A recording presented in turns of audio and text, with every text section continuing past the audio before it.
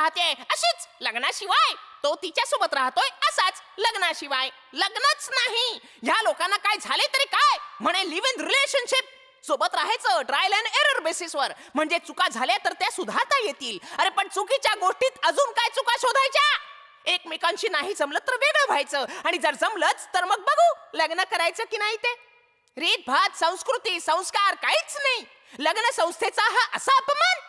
एकमेकांशी भांडायचं, कोणी विचारलं तर म्हणे प्रेमाचं भांडण आहे, आणि त्यातून वेळ मिळाला तर समाजाने आम्हाला आणि आमच्या नात्याला स्वीकारावं म्हणून समाजाशी भांडायचं. बंद करा ही लिव्ह इन रिलेशनशिप. खोट्या नात्यांचं प्रदर्शन बंद करा. Leave it. सोच्या वहिनींचा फोन आला होता. वहिनी नाही रे, मैत्रीण आहे. आम्ही एकत्रच राहतो ना गेल्या 3 वर्षापासून. झाला ना पोपट. बोल ना सोच्या, झालं